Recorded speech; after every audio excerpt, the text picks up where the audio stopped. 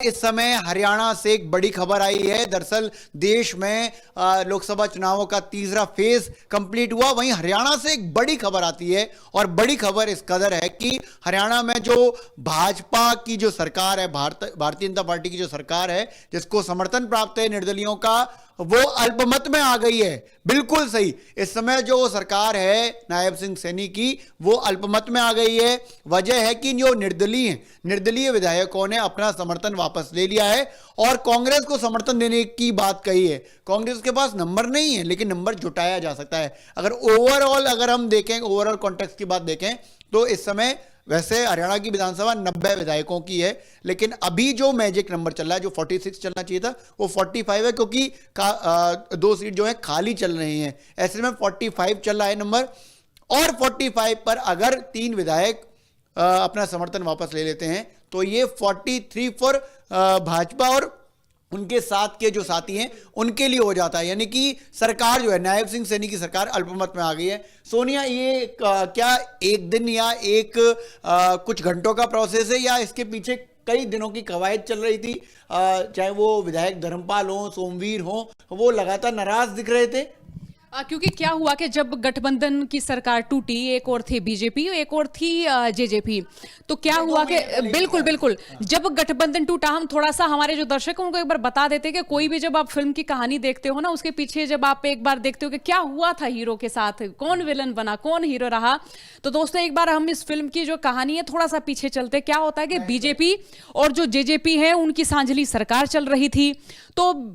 JJP नेताओं ने कहा कि भाई हमको लोकसभा की चाहिए 2 सीट, तो बीजेपी वालों ने कहा कि 2 सीट हम नहीं दे सकते हैं। तो ऐसे करके बीजेपी अलग किनारे पर हो गई और जेजेपी हो गई अलग किनारे पर। तो जो गठबंधन की सरकार थी हरियाणा में, वो टूट गई और नई सरकार बनी और नए सूबे के मुखिया बनते नायब सैनी मनोहर लाल खट्टर जो है वो कुर्सी से हट जाते हैं। अब फिर क्या बात होती है कि नई सरकार बनती है अविचल। तो हम ये देख रहे थे कि उस समय तमाम जो नेता रहे, वो चाहे निर्दलीय विधायक रहे, चाहे वो दूसरी पार्टियों के नेता रहे, जो नीचे नीचे बीजेपी को सपोर्ट करते रहे हैं, जिन्होंने प्रत्यक्ष तौर पर भी समर्थन दिया हुआ, उनका ये चाहना रहा या उनका ये कहना रहा कि अब उन्हें किसी न किसी तरह से कैबिनेट में पद दिया जाए। लेकिन निर्दलीय विधायकों पर सबसे पहले नजरें थी कि हरियाणा में जो निर्दलीय विधायक है, जिनके सहारे हम ये कह सकते हैं कि ये जो सरकार है, गठबंधन की सरकार है जो लगातार चली है, या उन निर्दलियों के सहारे हम ये कहें कि बीजेपी एक तरह से पावर में नजर आए कि उनके पास तो अब ये कहें कि बहुमत है या उनको निर्दलियों का सहारा है, तो उनको कैबिनेट में कोई ना कोई जगह जरूर मिलेगी। कई सारे निर्दलियों के नाम सामने आ रहे थे, लेकिन निर्दलीय ठगे के ठगे रह जाते हैं जब मालूम होता है कि तमाम निर्दलियों में से सिर्फ एक रणजीत चौटाला को कैबिनेट में पद दिया जाएगा। तो यहां से उनकी नाराजगी की कहानी शुरू होती है। यहां से जो निर्दलीय विधायक है उनका किस तरह से पाला बदला जाए तो कहां पर बदला जाए, और अगर कहां पर और जहां पर पाला बदला जाएगा तो क्या वहां टिकट सुनिश्चित होगी। तो इस तरह की जो तमाम हम ये कहें कि ये जो फिलहाल फिल्म नजर आ रही है, तो इस तरह उसकी कहानी यहां से शुरू होती है विचल नाराजगी के साथ। लेकिन नाराजगी प्रत्यक्ष तौर पर ना जताई जाती है, ना बताई जाती है, और ना ही जाहिर की जाती है। तो अब जो 3 निर्दलीय विधायक रहे, उन 3 निर्दलीय विधायकों ने भूपेंद्र सिंह हुड्डा को अपना समर्थन दे दिया है, यानी कांग्रेस को अपना समर्थन दे दिया है। तो अब यहां पर जो बड़ा सवाल है वो ये है कि अब नायब सैनी सरकार, जो कि नई नवेली सरकार रही हरियाणा में, जिन्होंने हम ये कहें कि ओबीसी वोटर्स को लामबंद करने को लेकर एक तरह से सीएम फेस तो बदला, लेकिन यहां पर एक नई टेंशन, एक नई चुनौती, भीतर किस तरह से इस चुनौती को पार पाया जा सके, एक नई टेंशन हमें यहाँ बीजेपी के खाते में नजर आ रही है, बीजेपी के हिस्से में नजर आ रही है। जी, हमारी जो चल रही है उसको हम बताते चले। बिल्कुल, जो है वही आपको बताएगी कि इस समय वास्तविक नंबर क्या है।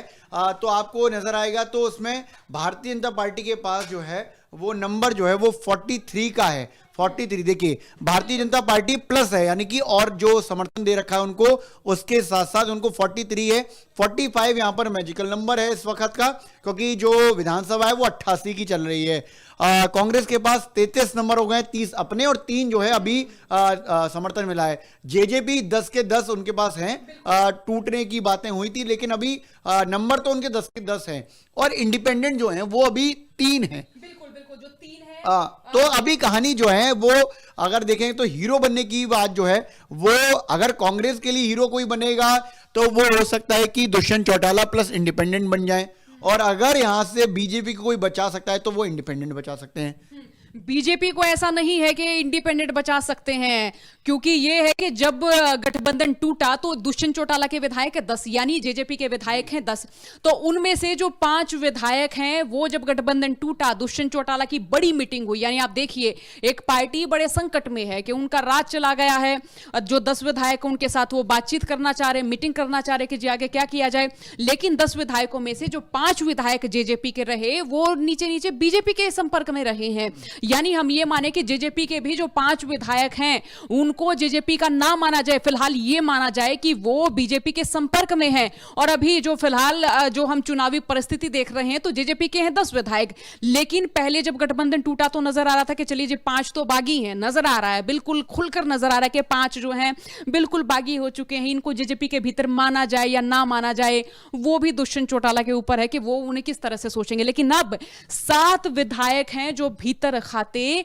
बीजेपी को सपोर्ट दे रहे हैं, तो हम ये भी नहीं कह सकते कि जेजेपी दोबारा किंग मेकर हो सकती है, जेजेपी दोबारा सत्ता में आ सकती है, जेजेपी कुछ बड़ा उलटफेर कर सकती है, क्योंकि 10 विधायकों में से 7 भी तो बीजेपी के हिस्से में नजर आ रहे हैं हमें। एक बड़ा उलटफेर अगर हम देखें तो वो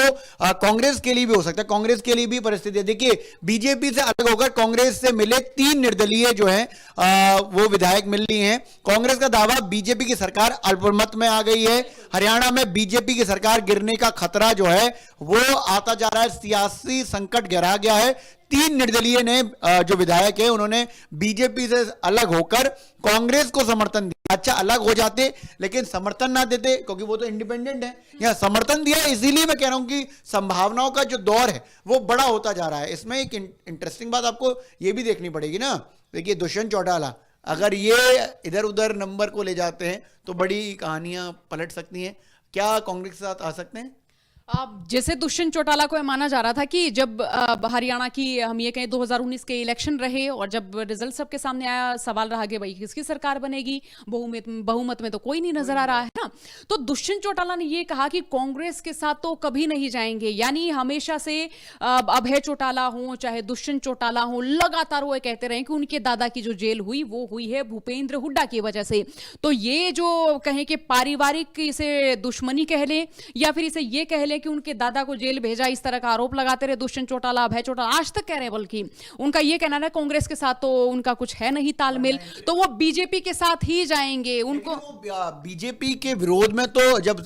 मतलब 2019 की अगर आप बात कर रहे हैं तो जो चुनाव जो था उसमें सरकार के विरोध में ही लड़ा गया था चुनाव पूरा का, जेजेपी ने खट्टर सरकार। लेकिन आप इंटरेस्टिंग चीज देखिए, राजनीति में कभी भी कुछ भी हो सकता है ना, तो क्या हुआ कि अब जब दुष्यंत चौटाला से पूछते रहे हैं मीडिया वाले कि भाई आप तो बीजेपी को लगातार गरिया के सबको कह के, एक बड़ा प्रसिद्ध डायलॉग था दुष्यंत चौटाला का कि जी ब्याह तो मोदी का और फोटू मतलब खट्टर का, मतलब चुनावों के दौरान कहते थे कि यहां पर जो है अब चुनाव है लेकिन यहां पर मोदी मोदी क्यों हो रही है। हाँ ये इस तरह का मतलब दुष्यंत चौटाला बोलते थे और सब लोग बड़ा हंसते थे, एक तरह का उनका हर चुनाव में डायलॉग था कि बोलते थे तो बड़ी मतलब हम ये कहें कि हुटिंग होती थी, बड़ा ये कहें कि बड़ा लोगों को अच्छा माहौल जमता था। तो फिर लोग पूछ रहे थे कि आप तो इस तरह से बोलते थे लेकिन आप ही उन्हीं लोगों के साथ हो गए, तो दुष्यंत चौटाला एक तर्क दिया करते, उनका तो पूरा परिवार ही मतलब हम ये कहें कि संघ के खाते में रहा है या संघ के नीचे नीचे काम करता रहा है, संघ के साथ जुड़ा रहा है। जितनी भी सरकारें हुई चाहे ताऊदलाल की हुई या उनके बाद भी उनका जो परिवार है वो कहते रहे कि वो इनकी ये पीढ़ी है, मतलब चौथी पीढ़ी है जो लगातार इनके सहायक बन रही है। तो इसे हम ये नहीं कह सकते कि दुष्यंत चौटाला के लिए अब दोबारा जाना बड़ा मुश्किल होगा, नहीं होगा मुश्किल, बिल्कुल भी नहीं होगा मुश्किल। वो किस तरह से हम देख रहे हैं कि राजनीति में बयान भी बदले जा रहे हैं, राजनीति में स्टैंड भी बदले जा रहे हैं। किसको मालूम था कि दुष्यंत चौटाला यहां बीजेपी के साझेदार हो जाएंगे, है ना। अगर जिस तरीके से देखें कि जो अभी का जो सियासी गणित है उसमें दुष्यंत चौटाला को सबसे ज्यादा नुकसान ये हुआ कि किसान आंदोलन के दरमियान वो बीजेपी के जब साथ में रहते हैं तो उनका विरोध जो है तब से तय होता है और आज तक है कि उनको गांव में खेड़े में घुसने में भी दिक्कत होती है। तो ऐसे में अगर वो यहाँ पर बीजेपी से अलग होकर ही राजनीति कर पाएंगे ना, अगर बीजेपी के साथ चले गए आज वो, तो फिर वो 3 काले कानून वाला जो ठप्पा है वो उन पर आता है और उसको लेकर वो अभी उनको चुनाव लड़ना है। अभी चुनाव रह नहीं गया है, चाहे चुनाव रह गया है ऐसा नहीं होगा कि दुष्यंत चौटाला अब जा रहे हैं, उनका विरोध नहीं हो रहा, उनका विरोध हो रहा है।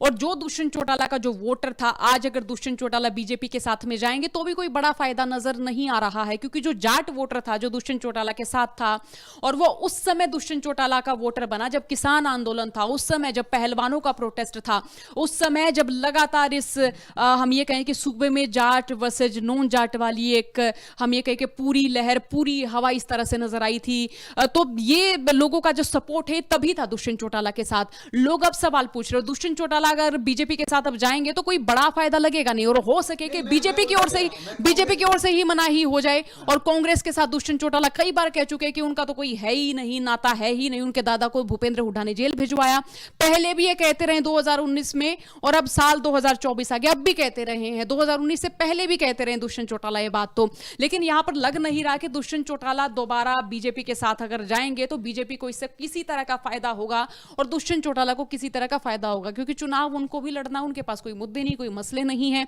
बल्कि वो तो बड़े डेंजर जोन में नजर आ रहे हैं, टेंशन में कि लोगों के बीच में जाएं तो किस मुद्दे को लेकर जाएं, किस मसले को लेकर जाएं। और भूपेंद्र हुड्डा ये नहीं चाहेंगे कि उनका जो जाट वोटर है या जो फिलहाल बीजेपी के खिलाफ जो लहर है उसमें वो कुछ ऐसा करें कि उनके एंटी कोई ना कोई चीज जाए। अगर वो कांग्रेस सरकार बनवा दे वहां पर किसी भी तरीके से, तो वो अपने जो पाप, अगर मैं वो सेंस में कह रहा हूं जिसमें उनको वहां देखा जाता है, वो धो सकते हैं कि साहब की ये अब समर्थन में आ गए तो ये बीजेपी विरोध में चले गए हैं, मतलब कि जो काले कानून आए थे उसके विरोध में ये बंदा आ गया है। ये हो सकता है, क्योंकि अब हरियाणा में जो लहर है वो है एक है बीजेपी के खिलाफ की, एक है बीजेपी के पक्ष की, यानी लोगों में कोई मुद्दे नहीं है, कोई मसले नहीं है, बस अब ये है कि एक